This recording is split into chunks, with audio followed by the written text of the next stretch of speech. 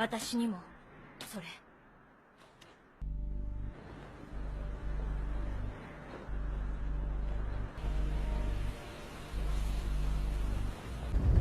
じいちゃん。何よ。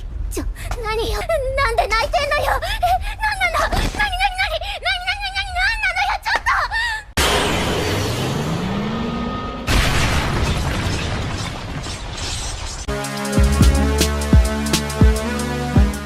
Hello everyone, Ikip here back to another video from my channel. In this video, we're going to talk about the World Cup 2022 draw that was released on April 1st. Relating to this, I'm going to talk about 3 nations from the CONCACAF Confederation, which are USA, Mexico, and Canada in that order. And I would talk about Costa Rica, but they haven't qualified yet as of now because they had to face New Zealand in order to qualify. So yeah, sorry about that for any Costa Rican fans out there. Also, this video will not be my official prediction on what's going to happen in each group stage of the World Cup. I plan to do like a prediction video or so in June once all the contender nations have qualified. And so with that being said, let's finally talk about the 3 North American nations that are going to Qatar and how I think they're going to do in the World Cup in Qatar this year, and to decide out of all the 3 nations on who's going to have the best World Cup run. And so let's go by order of the groups. And so our first CONCACAF nation will be USA, who are in Group B, which consists of England, Iran, USA in the Euro playoffs that could see either Wales, Scotland, and Ukraine possibly qualify and get into Group B.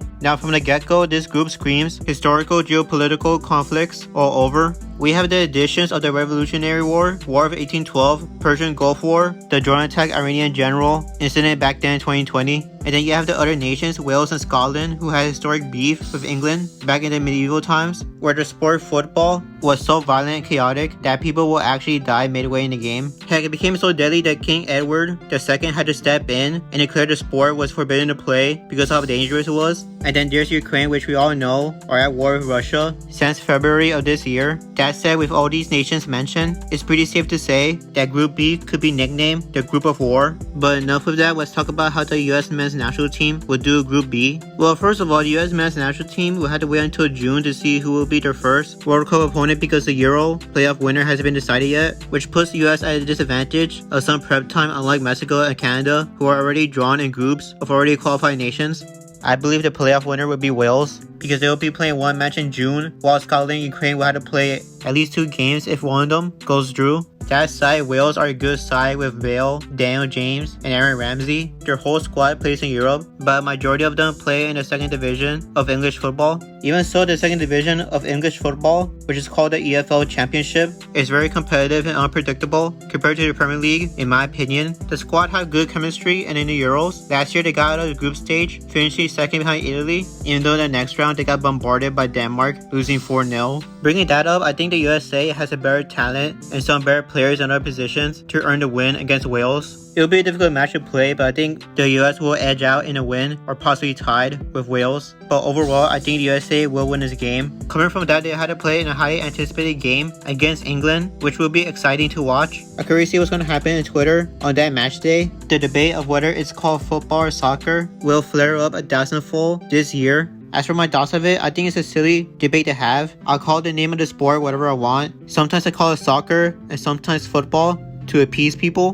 Whatever the case, I could see the USA losing to England, but it is a World Cup and I could see an upset happening from the US to at least get something out of this game. But whatever the outcome of this game, I'll be happy to experience this matchup since the 2010 edition, where the 2 sides met in the group stage in South Africa. And finally, last group stage game, it will be the USA versus Iran, which on paper could be an easy game for the US to get 3 easy points. However, in this game, it could go either 2 ways. The US men's national team beating Iran's deadlock to win the game by 1 or 2 goals, or the Iranians drawing the match 0-0. Now, is it a possibility they could beat the USA on a counterattack with their 2-star strikers, Taremi and Azmoun? That could most definitely happen if the US coach, Greg Berhalter, doesn't get his tactics right. But so, as long as the US men's national team sets up the team with their best players, I do believe the US can get out of their group stage, most likely finishing in 2nd place. It will be challenging, of course, but I feel the US players will show up on the big stage when the time comes. Now moving on to Group C, where Mexico will have to face Poland, Argentina, and Saudi Arabia. And oh yes, they will face them in that order, which I have to say first things first. Mexico has a good track record of getting out of the group stage, and of course we all know that curse of the 5th game, where they've always been knocked out in round 16 and haven't been to the quarterfinals since 1986. But enough of that, let's get into their group in particular. From the outside looking in, you can tell this Group C seems to be a quite troublesome group for Mexico.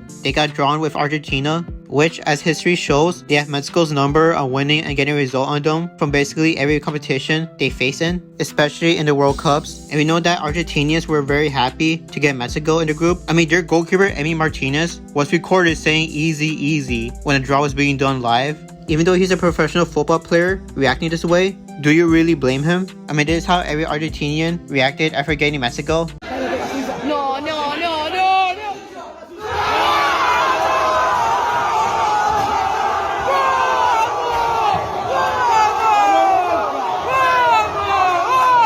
Yeah, they're happy as hell, and do you blame them? Here's the thing about Mexican national team. I don't want to come into this World Cup by the time this is uploaded. Throughout the entire World Cup qualifiers, the front three with Chucky Lozano, Jesus Corona, and Raul Jimenez have been pretty lackluster in producing the results Mexican fans expected. This could be tied down with the head injuries that both Lozano and Jimenez had, which made their performances in the club level be inconsistent, be transferred to the national team level. The same goes to Jesus Corona, although in his case, he fell out of favor by his club coach from Porto FC. Also, throughout this whole 14-game qualifier that consists of 8 nations competing to go to the World Cup, Mexico has had many goal scorers from many different positions in the field. The highest goal scorer for Mexico in this campaign was Raul Jimenez, who scored 3 goals in total. And all those goals he scored didn't even come from open play. They were all scored from penalties. And yeah, hearing that, you can make the possibility that Mexico are likely to get knocked out of the group stage. And it doesn't really help when they'll face Poland in their first game. The nation that has arguably one of the best strikers in the world, called Robert Lewandowski. We in Bayern, we have Robert Lewandowski.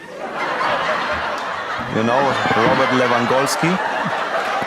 All their players play in Europe. Some of them currently play in the Polish league, but most of their starting 11 players play in the top 5 European leagues. I could name a few like Szczesny, Matty Cash, Zielinski, Jaka Moder, and Ben Narek. But of course, Poland's 2 previous international tournaments weren't that good as they finished bottom of their group in the 2018 World Cup and in the Euros last year. Despite that, this team is no pushover. It cannot be underestimated. Then there's Saudi Arabia, who seem to be the easy 3-point grab team from Group C. But Saudi Arabia does have a geographic location advantage, as they will have a higher attendance rate out of the rest of the teams in this group, since the country is literally at the doorstep from Qatar. It will be just like a home game for Saudi Arabia.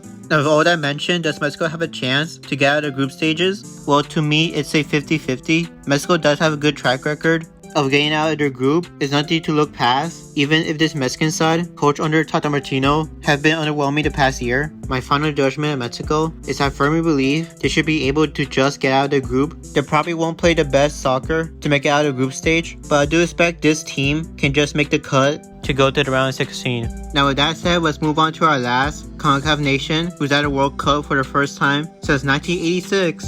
Yup, it is Canada.